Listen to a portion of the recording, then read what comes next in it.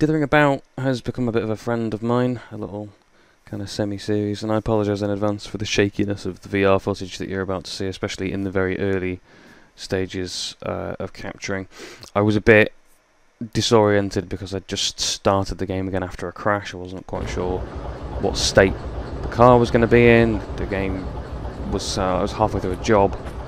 So the job here is to haul these logs out from where we are to Sawmill. Not quite sure where things are up to, so I'm checking the coupler, check the brake lines, check the chain that holds the cars together. That all seems to be fine. So I'm going to go and get in the loco and get us ready to depart. The shaking is kind of, you don't see it in game because it's attached to your head, but obviously you see it more on the still footage. So I've released the train brake. That releases the brakes in all the wagons. You have to wait for the gauge to read its highest number before the brakes are actually entirely off, and it's about this point I've realised I don't have the job booklet. It's not in the game world anymore, so I'll whack the train brake back on. That, I'll decide to leave the engine on. I wasn't sure if I'm going to turn it on or off, but I'll leave it on for now. The train brake only applies to the whole, the train brake applies to the whole train, so all the wagons as well. I've lost where the station office is. Here it is. So I can get another copy of my job booklet here. Oh, I can't pick it up. The independent brake only applies brakes to the loco. This will become a little more important later on as we start managing speed using the two different types of brakes. So I've got the job booklet. I don't need it now, but I'll need it on the far end. I'll need it to use to reference where the cars have got to go, and also to validate the job at the far end. Otherwise I'll have to come back here to get it, or I guess I can print it out from the job booklet on the other end. But I still need to know what siding to put the cars in when I get there. So brakes are released. Checking that we're moving the wagons with us. We are very slowly starting to move forwards, so we can give it some more power now. Trains don't like the sudden application of power from standing start. They will just spin their wheels up. And we need to take these to Sawmill, and as you can see there, track B3I. So we'll get the overview of Sawmill there. You can see, where is that on the world map? We are here in the Forest Central, and a bit more throttle there. The wagons are coming with us, so that's ideal. The points are all set. There's no penalty for going to junctions in reverse. The points are all set for us to leave because we'll just plough through the junctions, and we kind of need to choose our route at this point. And the thing that I'm recording audio on has just crashed and restarted, so I don't know quite how it's going to go. So we need to pick the path that we're going to take to Sawmill. That one looks pretty decent, and that will tell us as well which direction we're going to enter Sawmill from, which is significant because you have to kind of plan your approach. So if we come at it from one route or the other route, then obviously it will change which entrance to the schematic diagram we'll have to reference which direction we're going to go in from. We can't come back on ourselves, so I think here it's quicker to go across the top of farm and down around past steel mill, instead of trying to reverse the train and then push the train from behind, because you'd have no chance seeing past the wagons, seeing speed limit signs. So the speed limit sign that we're going past now, we've just got a glimpse of it there. It's a 30mph speed limit. I'll go over the speed limit signs a little later on, because I think there's a few more obvious examples of speed limits working properly. The headlight switch does nothing, the fan switch does nothing, but I like to have them on. I would normally have my headlights on at all times. We can give it a bit more speed. We are slightly uphill at this moment in time, so the wheels are slipping a little bit as the loco is struggling against the load. This load is more or less as much as this shunter can haul. The shunter can haul about 400 tonnes, and this train is about 340 of those tonnes. So on flat level ground, that's not a problem. Here you can see we've got a 30mph speed limit, and we are going uphill. There's a positive gradient of 0.9, which is not massively steep, but it's steep enough to be significant. We can do without the sand now. So sand just increases the friction between the train's wheels and the rails, and it will help to reduce the wheel slip if you're getting slipping. I have some money. Here is the money that I have. The reason I'm showing you that, when I recorded this, I thought that the microphone was working, so I've done narration for this while playing, and then realised when I came to play the video footage back that I hadn't actually told OBS to embed the sound for the microphone back into the video. So there will be some of this that makes less sense as I'm doing voiceover after the fact, the day after recording this. So this is where we've got to go. There's a time bonus on this for 35 minutes. We are not going to hit that. I'll just spoil that for you now. There's no way in hell we're going to hit that. But you can see, you know, it's a standard freight haul job. It's worth about 15k. It's a pretty good job for the weight we're hauling. So we're coming back down the track that I drove up to get here. We can come out of the loco cab. We can see from the loco. This is one of the great things about this being in VR, and unfortunately it being in a 2D video doesn't really do this justice, because actually standing here in VR with the world sort of wrapped around you, I especially like that little flap that on the exhaust that buffets away. It's really something actually, and that's what makes Derail Valley one of my favourite train games at the moment. That little spur of track goes away to the player house, which is, I've not seen it marked on the map, so that's just that little spur of track there. You can see the player's house up in the distance if I ever look back at it, which I don't think I do now. Good, we're 60 mile an hour, and that little sign underneath it means that the gradient is levelled off. We are expecting flat terrain ahead. Shut that door, and that appropriately shuts off some of the engine noise, so we can give it some welly. We are still hauling a heavy load, so that's why we're still getting wheel slip, because the loco is still struggling. Some of the train may well still be on a gradient as well. So obviously, because it's a fairly long train, 342 tonnes, and this loco can only haul 400 tonnes. Some of that will become a bit more relevant later on. I am pouring sand out at a rate of knots now. Everything in the game that the loco consumes you have to pay for, so that's fuel. In this loco it's diesel. In the steamer that you can get later on it's obviously coal. I think all types of engines take oil, and sand is obviously ubiquitous as well for increasing and improving traction. The diesel engines overheat, so we have to watch that gauge that I'm showing you there. Again, we'll see more of this later on as the engine does indeed start to overheat. One of the nice things about that is that because we're travelling forwards, and this loco is going in its forwards direction, the radiator at the front is what cools the engine down, and that is simulated quite neatly. So here I am regulating the train speed by using the train brake. The braking systems are quite nicely simulated in Derail Valley.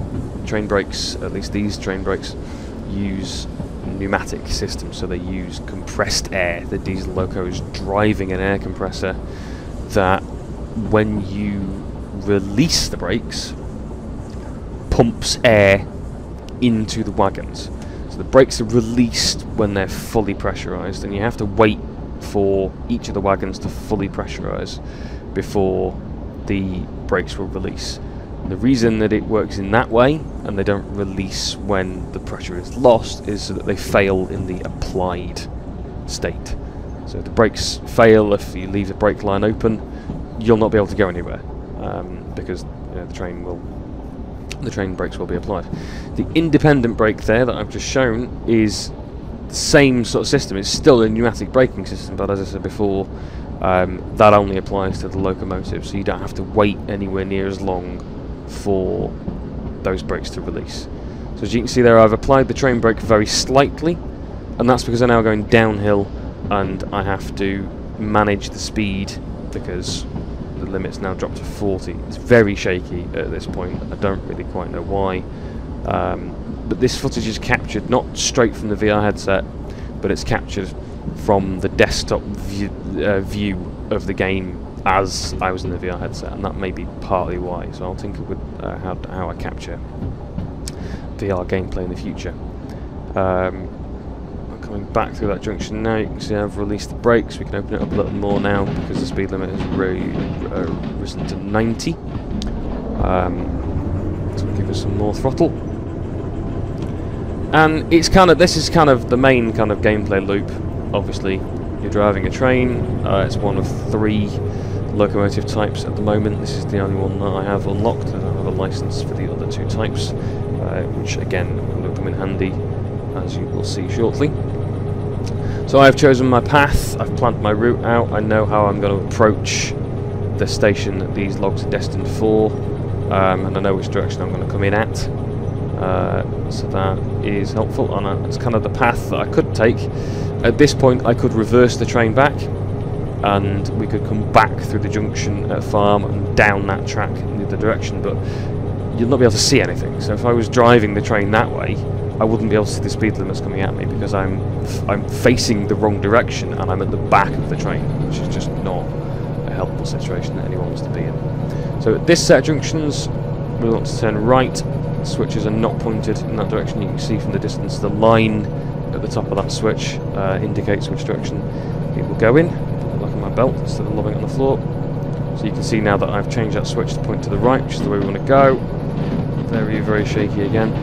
Now the limit is 50, and I'm going to give it some more throttle because we are going to start hitting a much steeper incline now.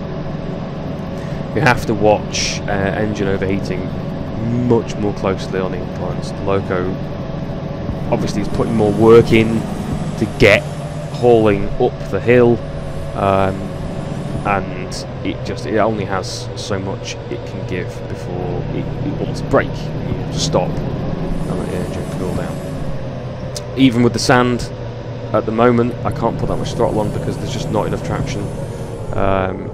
We'll get wheel slip, even at that limited amount of throttle. I'm trying to conserve sand now as well, because I don't know what's coming. We're already nearly halfway through our sand reserves. So I don't want to just pour sand out all the time, because I've only got so much of it. And I don't know if it's simulated that the more sand you pour out of the loco, the less the loco will therefore weigh. But we are really struggling to get any kind of speed on the loco now. We are now down to 10 kph, which is whatever it is, 8 mile an hour, something like that. I don't know. I don't do those conversions in my head. I just accept the units for what they are. We are still a long way off our destination at Sawmill. So the next junction is not for a little bit, and we'll want to keep right at that junction. That's kind of what I'm checking here. What that little spur of track is about. Well, I'm sure we'll find that out as we go past. Can we get away without sand? No, we can't. But we are now flirting with being half empty for sand. So what I'm trying to do is build up ahead of speed.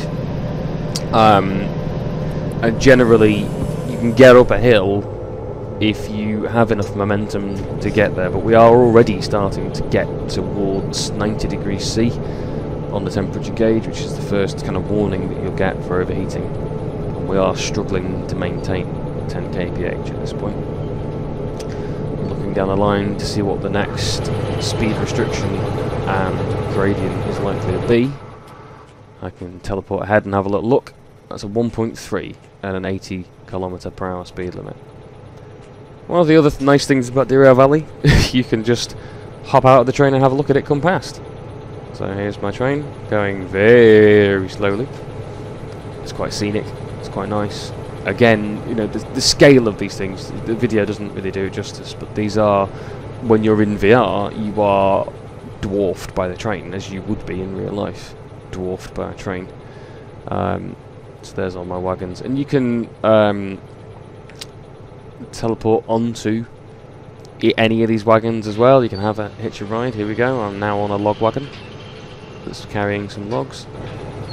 I'll get back in the cab now because it sounds like we're slowing down quite significantly, and indeed we are. We're really struggling now to maintain speed, and it's down to 5 kph. And I'm balancing the need now for full momentum and engine cooling and sand. We've hit our engine overheat limit, so I've whacked the train brakes on, and we're going to wait here for the engine to cool down.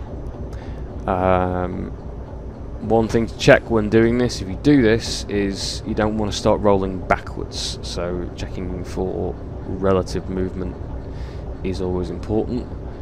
I'm not moving anywhere at the moment. I've lobbed both brakes on.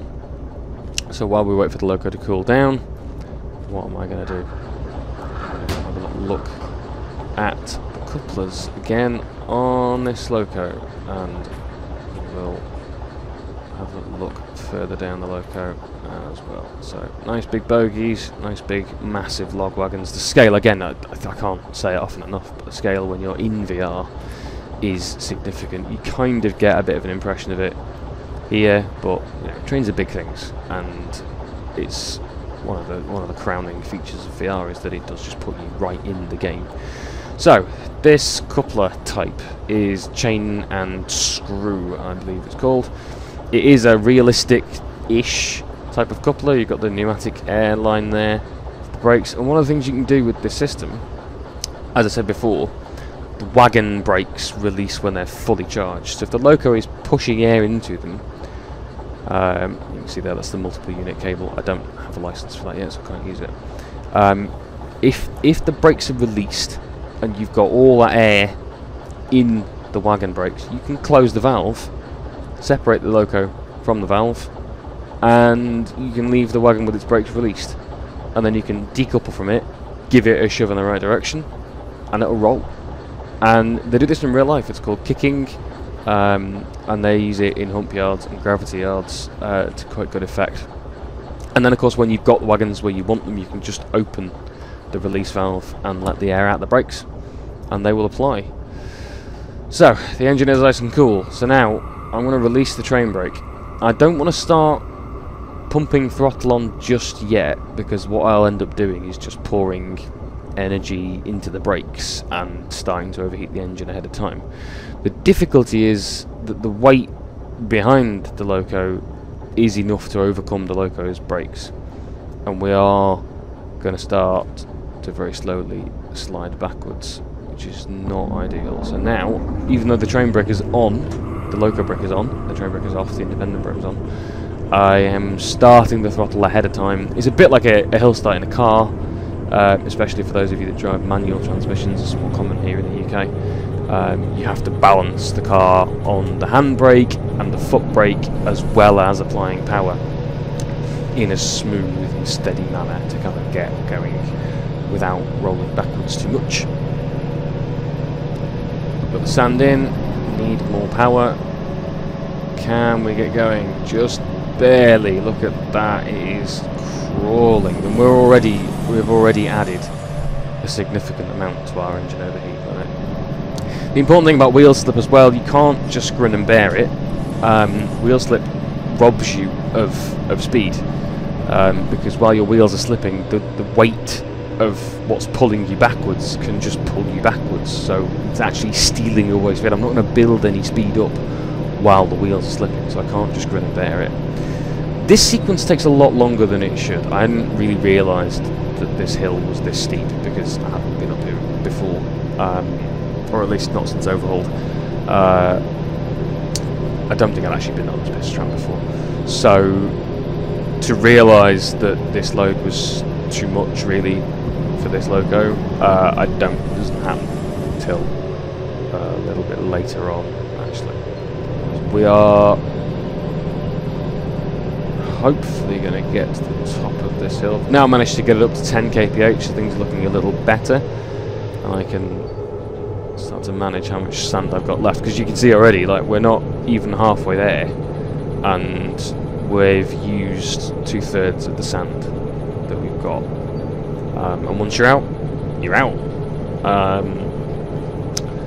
Options then include grabbing another loco to come and help, and that is partly what that multi-unit cable is for, connecting multiple units together. Oops, over by train. Oops, daisy. Connecting multiple units together to combine their tractive effort in a way that's easier to do. You can do it without that, but it's harder to control both. You end up jumping backwards and forwards and playing the role of a second driver, almost, having to juggle everything by yourself.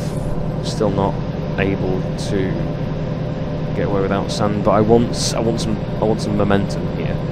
I want us to, because I don't know what's coming.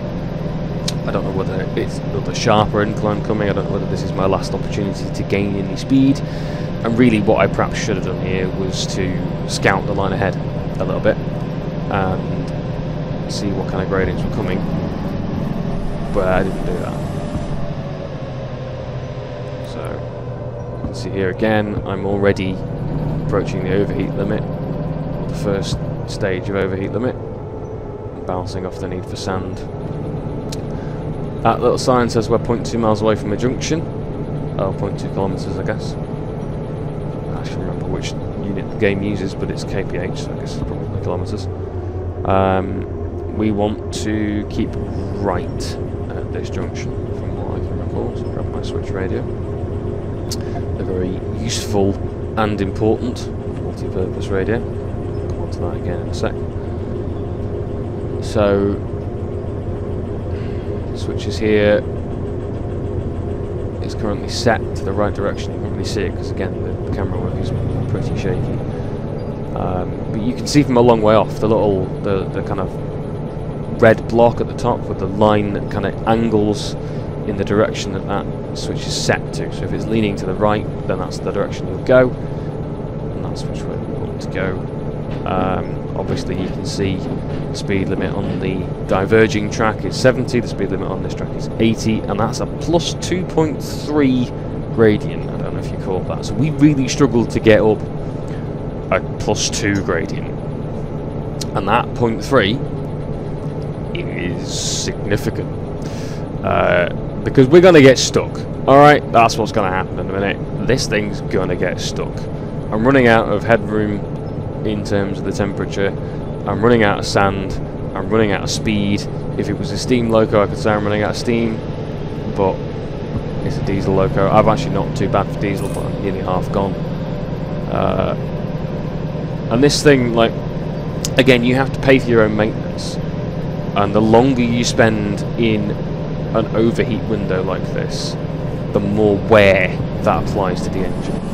So again, it is all about balancing getting the load there and what you have to do to actually just get there in the first place, getting there fast enough to get the bonuses, which again was never going to happen. And as you can see, the lights come on now for sand because we are nearly empty, and also getting there in a way that doesn't cost you more than the job is worth, because it's just, it can be really punitive. Right, that's kind of it now. We are more or less out of sand, we are more or less out of full momentum. I have got nowhere left to go here, and I can't go. I'm stuck. That's it. Game over. We are now going to start sliding backwards. So I've rammed the brakes on, and I'm out of sand, more or less. The engine's overheating. What am I going to do? So it's about this point I decide to go and grab another loco. There's one over in farm. That's not farm, that's oil well. That's farm. Over there, I think. Is that farm? Let's check. Yeah, that looks like farm. Let's check. So I'm holding the map, I'm pointing at farm. Yep. Yeah, looks about right. Okay. Well, let's not throw that on the floor. Let's bring that with me. And the great thing about VR and teleporting is you can kind of cover reasonably sized distances fairly quickly. So this is farm now. Well, it looks a bit like a farm, doesn't it? It's got tractors and everything. Where is the shunter that I want? It's not down there. On the world map you can see locos as those little yellow arrows. You may have briefly had a moment to see it before I threw it away. Where is the shunter? You can do smooth locomotion as well. There it is! Hello, shunter. Okay, so what I kind of need to do now is get this thing started.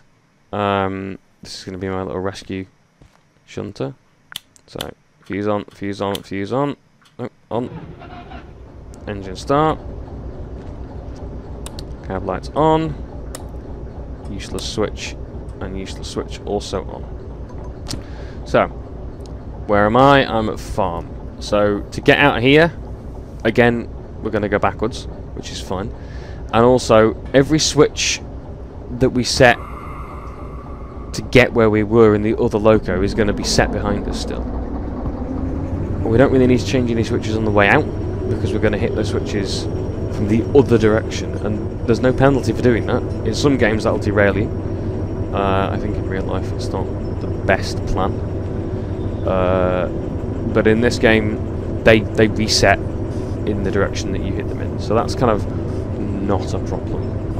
We'll just plough through them, and they will change in accordance with what we've done.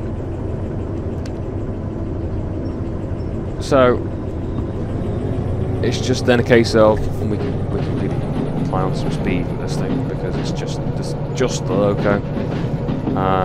It's not hauling anything. It's pretty lightweight, and it's pretty good when it's empty. So 40 kph, reasonable amount of speed.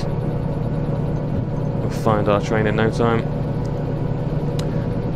We are still quite away from it, but this thing, without any load to haul, it will zip up the hills that we've just barely climbed up and got up to. So again, we don't need to set this junction, because it will be set by the fact that we're hitting it backwards.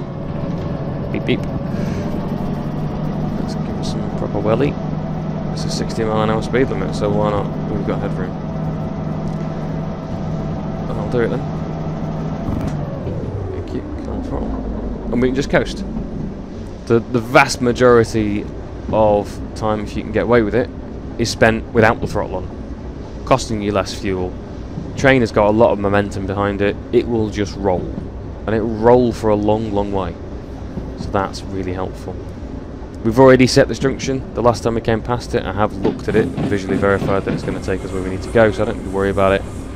And this is a fairly steep gradient. You can see the speed's coming down because we're rolling uphill, but a quick burst of the throttle, and we can quite happily maintain 50 kph up this hill that nearly crippled us the first time we came around it hauling. So, leave around this corner. Did I leave a loco around this corner? No, I did not. This is the 2.4 gradient hill, so we are going to start very quickly to come up against the back of the loco, and I have to be careful. Not the back of the loco, sorry, the back of the train. Be careful I don't encounter it too quickly, because train crashes are bad and expensive. You've got to pay for fixing them. So again, you can see the speed difference here. When I came past this hauling, I was barely able to maintain 10 kph, and I am now starting to just regulate my speed so that when I get to the back of the train, we don't have an accident. Full beans! Wheel slip at full throttle, because the train has more power than grip at that moment. It's broken traction. Similar to how it works in a car, although obviously in a car the wheels are not made the same thing as the road. This is steel wheels and steel rails. It's quite the best thing to be slipping them. I don't know if wheel slip increases the amount of wear and tear on your wheels. I'd like to think it does, because it would make sense the longer you spend slipping your wheels. So there is my train. I've just spotted it in the distance. We are approaching it at 30 kph, which is probably plenty. There you can kind of... Can you see the back of it? There you can see the back of it just coming into view now. So we will need a bit more speed, because I don't want to wait forever. I'm not a patient human. And we are... just cruise up to the back now. So, as I mentioned, I don't have the multiple unit license. I don't have the... There is a remote control as well that you can get in-game for the locomotives. I don't have that either. So, the only way I can achieve what I'm about to try and achieve is by doing everything manually, jumping from loco to loco and changing the cab settings on the fly as we go. So, I'm going to stop this loco here, and then we are going to manage our approach. For the coupling to work, the locos need to be, what you're trying to couple needs to be pushing the buffers in, essentially, all the way. So although that's got to the point now where it should be, slamming the train brake on. In that moment before the train brake applies, we've already rolled too far back for it to be of any use. So, and I have to wait for the train brake pipe to release sufficiently that I can. Here we go. That's sufficient. And now I can couple this loco to the back of my train to kind of teleport into the space. It's a bit fiddly. And I've somehow managed to get in the wagon. I can't get close enough to it. Bear with. It's just annoying. So now I'm in the logs, apparently. Jump on there and jump down. Grab the chain, lob it over the hook, tighten that. And then we need to grab the brake lines. So grab that side, connect them together, open and open. And that's the coupling done. It's fairly straightforward, it's pretty simple. You can choose whether you want to connect the lines up or not. For this particular purpose I've chosen I want to. So the train brake is applied. And it's applied from either end. So now what that means is both locos are sharing the duties of braking force. This becomes important when you have longer trains as well, because your individual loco can only give so much compressed air to each train, and you will get a warning in the cab if you've exhausted the braking effort that the loco can provide. So I've released the train brake from the front loco. I'm going to release the train brake from the second loco, and I'm going to apply some throttle in reverse from the rear loco. So as you can see, the train is starting to roll. Even though the independent brake on the rearmost loco is applied, I want some forward throttle there. I want some to release the independent brake, and I want some reverse throttle from the rear. And now we have doubled the tractive effort. And we should. Power. Oh, not sand. No, I can't. That should be enough to move us forward. A bit more effort perhaps from the front loco now to pull us forwards. All the brakes are released and we are rolling. How much more do I dare? I don't have enough sand to put down on this one, so I'll just drop the throttle a bit. We are moving.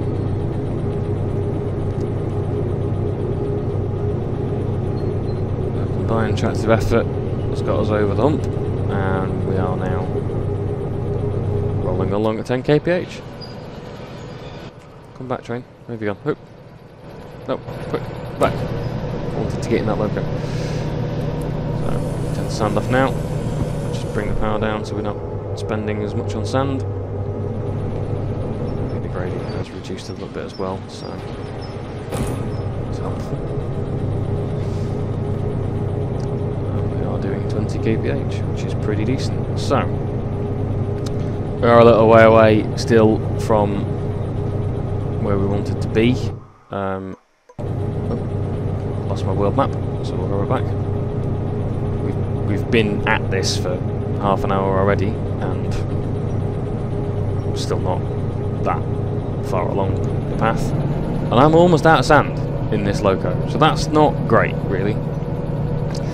Many more kind of steep inclines along the way, and even with the help, we'll be out of luck. Oh, there goes my train. Cute. The teleporting takes a bit of getting used to. It really does just kind of pop you into the place where you've targeted. And those little kind of like snap changes of direction are me on the thumbstick. Snap direction change. You don't have to open doors to go through them. Sometimes I don't, in a rush. Another interesting diversion between the VR space and the real world space, because if you tried that in real life you'd end up with a broken nose. So what are we doing around this curve? Are we going too fast? Well, I'm doing 40 kph, so I would argue probably not. Again, I've somehow lost the world map, it's just gone around that curve. We're quite away from our next kind of decision point junctions. The next junction we're going to hit is in Forest South, which is the station you can see that we're next bound for. I'm going to leave the rearmost loco there, because once it's finished kind of shoving us along, it's dead weight to us. It's just more things to haul, and there's not really any point in having it if we don't need it. Here comes the tunnel. Always sound off before going in the tunnel. There's no one else about. There's no other trains around. It would be nice if there were. It would be nice if we could get signalling involved and a kind of bigger ecosystem around, but I can see why there isn't equally. One of the things I really like about this game is the balance that the developers have found between kind of arcadey playability and real-world simulation. I'm going to shut that rearmost one down now because it's going to overheat sometime soon, and it's also costing me diesel to have it, and I don't really need the extra oomph at this point. We're doing 45k bits just fine without it. So things like the brake system is quite well detailed, it's quite well simulated. Which way do we want to be going with this junction? I can't remember. I think we want to just keep right. Probably will have a crisis conference when we get there. But for now, I at least seem to think I know. So this is not the junction for the bridge. This is Forest South. We're gonna bring the train to a halt in here once we've cleared all these junctions, and I'm gonna leave that rearmost loco here. I'm gonna turn it off, and I'm going to decouple it from the train. There's quite a lot of me that is considering nicking the shunter that lives here because it's full of sand and I'm not, but it just meant another shunter to feed. So train brakes to full, and we do eventually start to bring the train to a halt.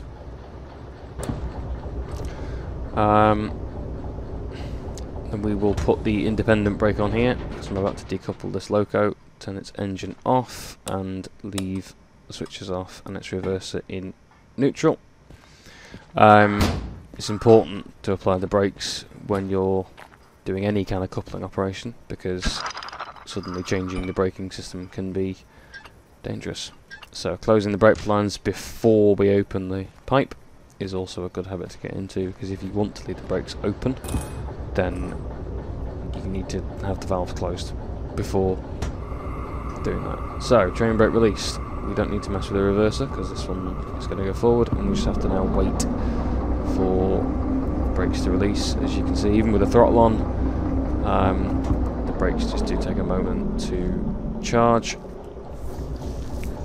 And that's a pretty in-depth simulation element to what is otherwise a somewhat arcadey game. The balance between playing a game for somebody who's perhaps not a massive train enthusiast but quite enjoys the idea of playing a train game like this and making some money and working through a career.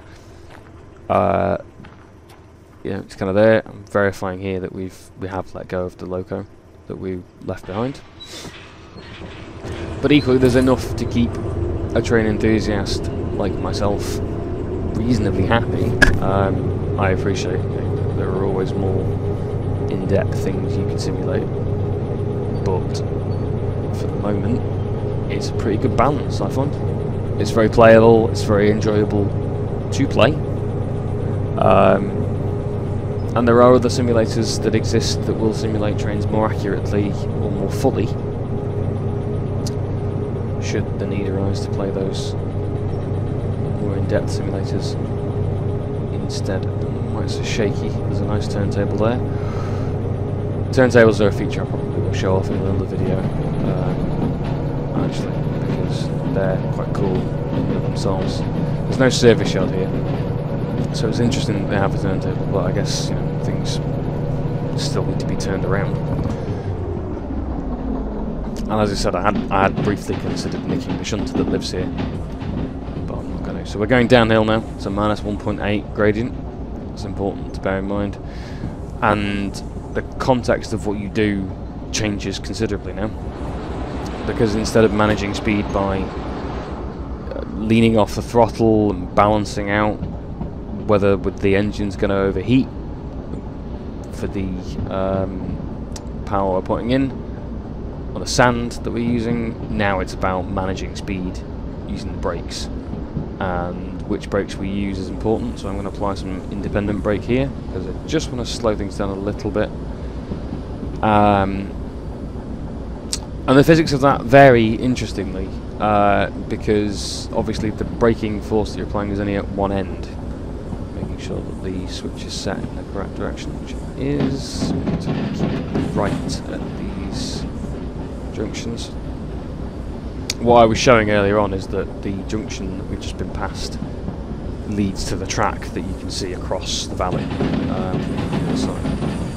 Now I really need to slow down. I'm going to slam the train brake on as hard as it'll go. And the thing with doing that is that the loco's brakes are all at the front of the train. I'm going to release the brakes now, but there's a problem with that because we're not moving anywhere.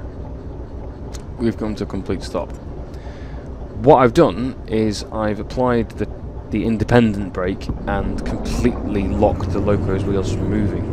The wagons behind, with their heavy loads that weigh more than the loco does, weren't having any braking force applied to them. And as a result of the overspeed and the curve that they're on, they've derailed. And that's why we can't go anywhere, because we're pulling wagons that aren't on the rails. So we'll lob the train brake on, we'll go and investigate. So, that one's on the rails, the loco's still railed. First wagon is still on the rails. Second wagon is on the rails. The third wagon is on the rails. The fourth wagon is not. You can see there, it's come off the rails. Fifth wagon is on the rails, and the sixth wagon has also derailed. So that's a bit of a bugger. This, in previous builds, was a kind of job over situation, but as you can see, since overhauled, we can re-rail for a modest fee. I'll put that back on my belt, if it will go on my belt. It re-rails it where you say, so I've just re-railed it in place, but I do need to recouple it back to the train. Obviously I applied the train brake beforehand, kind of expecting that this would be the case. So there's no air pressure in the lines because they've all been released. So again, we'll re-rail this one. You can see that it's asking me if I want to pay $530 to do so. Don't really have a lot of options at this point. So we just need to recouple it now at both ends, and we can get going again. Tighten the screw up, connect the brake lines, open, that's 2, and then that's the one we've just done, yeah. Back down this end to 2, I'm going to couple this one. You can choose which side of the coupler to use as well. It's not particularly relevant which way you do, but the game will remember which chain you used. So that should be it. I'll set this back to switch for when I grab it in a hurry to change junctions in a minute. That should be okay. I'm checking for a light above the brake pipe indicator there, which would suggest to me whether I'd left a brake valve open that shouldn't be.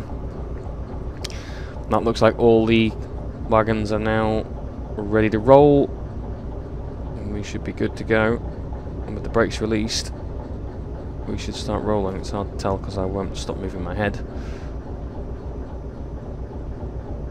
I think we are very gently rolling forwards now. Yes. Give it a bit more encouragement.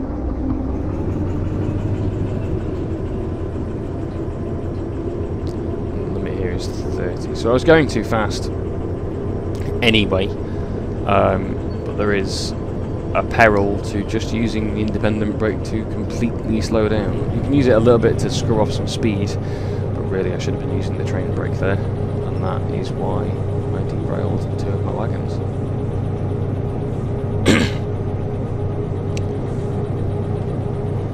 I'm coming up now to this little corner and sort of mini spur of track as is labelled on the map, which is an interesting little portion of the game. No idea what could be behind there. Slow down a little bit. It's a 30-mile-an-hour limit. So again, I've learned my lesson now. I'm not just going to use the independent brake to slow the train down. I'm going to use some train brake. I don't like to always use the train brake. For smaller braking operations, it's not great because it takes a lot longer to activate and release. You have to wait for all that air to move around. So for some things, the independent brake has its place, but obviously not to the point where it's going to be overwhelmed by the sheer mass of what you're hauling, or indeed it's going to cause a derailment. So we'll release the brakes now. We're kind of on a flat element. I wonder what that is in the trees there. Couldn't tell you what's in there. Who knows? What an interesting side section of track. I'm sure there's nothing important in there.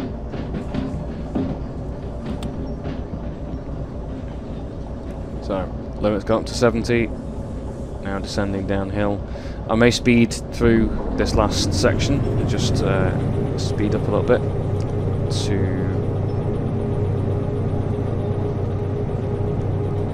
save us a little bit more time, because there's still quite a bit to do. We've got to... No, that's not where I want to take them to, that's where I got them from. They need to come into B3I. So the schematic diagram here kind of shows we're going to come at Sawmill from the southeast. So we're going to come in and we're going to head to the right immediately off the entrance. And then inside B, which is the loading yard, you can see there's the siding that we need to bring the cars into. It's B3I, B for the section of the station that it's in, 3 for the third siding, and I for incoming. There is a key to all that. It's explained in the in-game reference manuals and so on. S for siding, L for loading, O for outgoing, I for incoming. It's pretty straightforward though, to be fair. And to be honest, it doesn't really make much difference. You just go where it tells you. It will tell you to load it on B1L, for instance, and you should do what it says. So, again, we're coasting. I'm going to make some switch changes. I don't want to re-rail. So, yes, you can clear cars as well with this, and you can spawn the crew vehicle, which is what's in that shed that I so carefully suggested I didn't know what was in. Clearing cars when re-railing isn't going to work, or when you just completely lost the job and you just want to cancel. I need to slow down quite significantly here. Clearing the cars just gets rid. And again, everything has a fee attached to it, but it can be cheaper than trying to get to the end of the job still sometimes.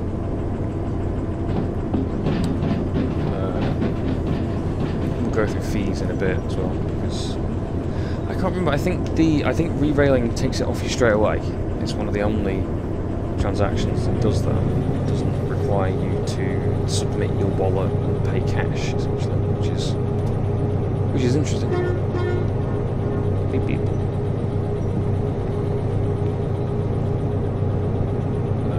As much as it doesn't seem like it, because we are still a little way away, we are on the home stretch now. There's very little else between us and the goal, except for a few little twisty pieces of track.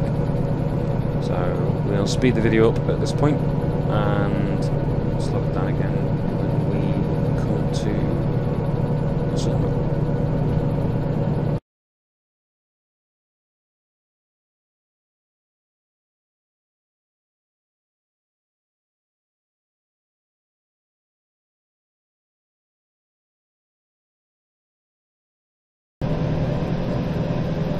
So, here is the Sawmill, and we are approaching it. Take the sand off, can we?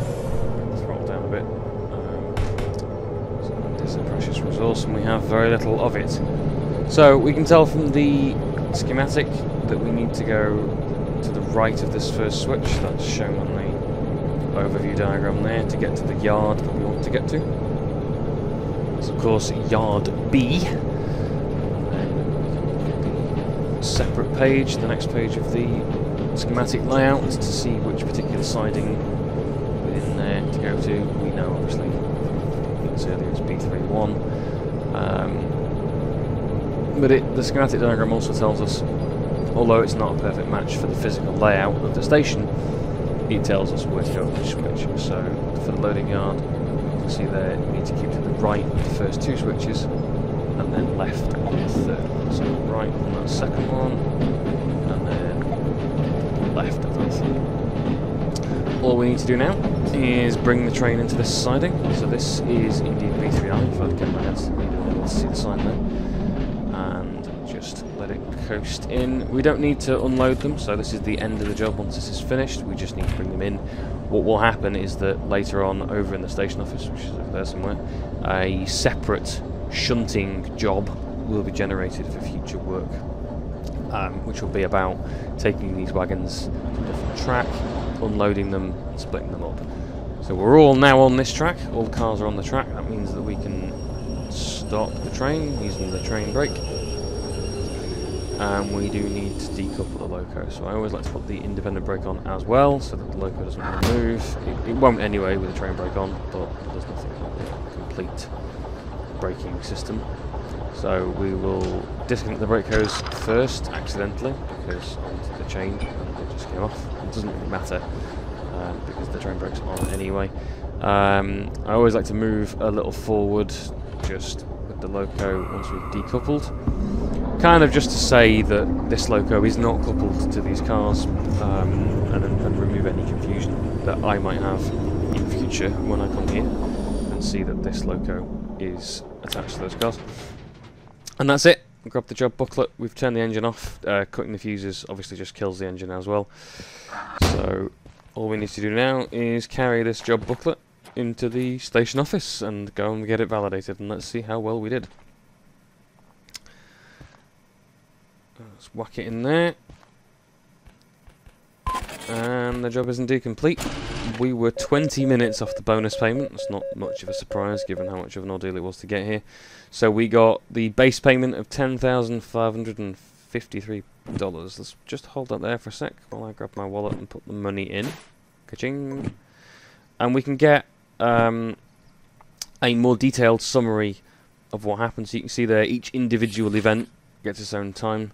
You can see the base payment there. We've got no time bonus, obviously.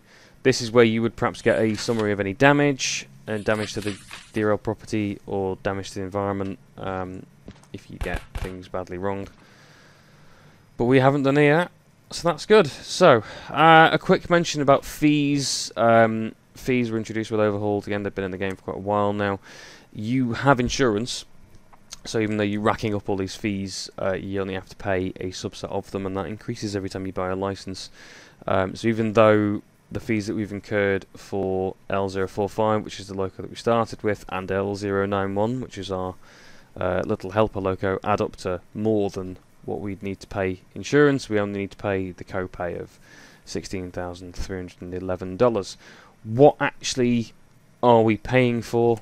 Well, let's have a look at the loco that we brought with us, and you can see that it's regular maintenance costs. If I steady my hand a little bit, you can see that we've got $3 grand or $2.5 grand of loco damage, 300 quid's worth of emissions, and a lot of resources used. So wear and tear on the wheels, wear and tear on the engine, the diesel that we've burned, the oil that we've burned. So 10 grand's worth of diesel, and a grand's worth of sand as well that we've used. Obviously we used quite a lot of sand.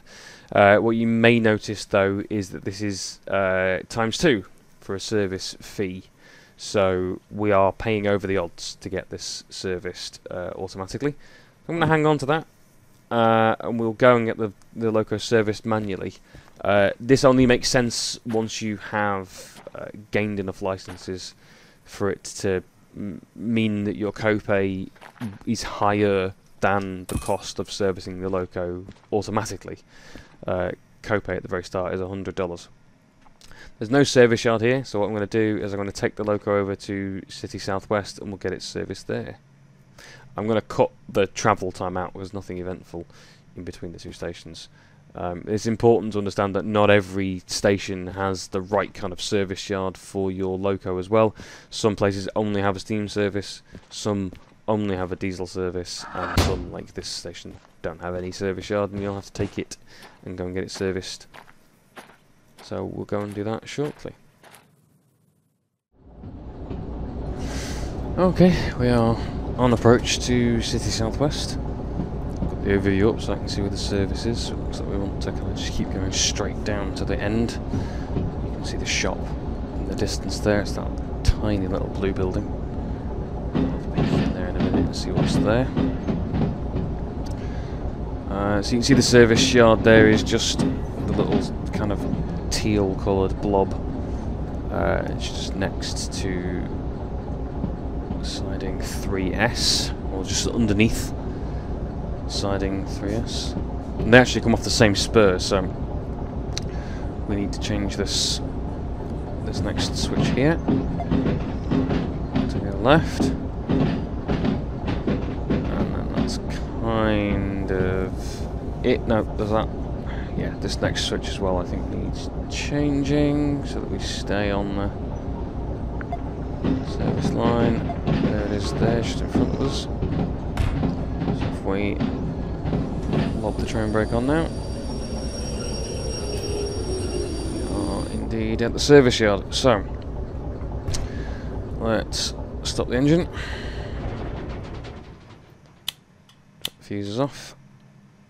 And turn the lights off just for a moment. Let's jump down and we'll go through the mechanism of servicing this loco. This is the DE2. I think the DE6 is the same. Coal service is slightly different. So you can see here we need to pull on each of the handles. Essentially till the lights go green. We are just ordering maintenance on the engine and the wheels now. That's got them fine. Don't need any body repair. We need some more oil to replace what we've burned. That's fine. We need some more sand. We've barely any sand in there now, so that will fill it all the way back up. There's a lot of sand to be refilled. We used a lot of sand to get here. So that's all of that, and then the same is true for diesel. So let's fill that all the way up. And diesel is probably the single biggest expense. But if we grab the fee details and what we were quoted, so sand there was $933. Doing it ourselves, it's 400 and some. Oil there is $277 to do it manually. Diesel, what was that? $9,885, $5,100 to do it ourselves. So quite a big saving there. Almost every cost is halved. We have obviously added a little bit to the costs by driving the loco here. So again, like the combined total of that is $14,123. Even with the extra that we spent bringing it here, it's still kind of half what we pay. So jab the wallet in there, pay, and let's take our receipt with us. So $7,281. I'm going to leave it here. There's no point bringing it with us. The D2's all over the map, so L045. I'll just grab my bits and pieces out here. But there you go. We filled it back full of sand and full of diesel. Grab my schematic map. Alright, shunting switch radio if I can pick it up. I'll move that orb back. I moved it to make it easier to cross draw them, but I don't like it. We'll have that on that side. And that's it. I wanted to have a look in that shop before I sign off. Have a little peek and see what we can grab out of the shop in City Southwest. Let's have a little look. Yeah. What can we buy from this shop? So, the new things most recently for the update is the boombox. There you can see you can buy various cassettes for the boombox as well. The boombox itself there for 15 grand. Grab this little barcode scanner here and just point it at the various things you want to look at. So, buy a shovel, buy a lighter, buy a cassette, buy the boombox. Do that. What's behind this counter? Can we dip into the register, do we think? No. Very unlikely. Shame. Could have done with some extra cash. So I think the next thing I'm going to try and do is earn enough money to get Reginald's garage key. I've got 9 grand, as you can see there. The garage key is 25 grand. What does it unlock? Well, it unlocks a crew vehicle. You can see there. So that will be the next thing I attempt to do. Until then, thanks very much for watching, and I will see you next time.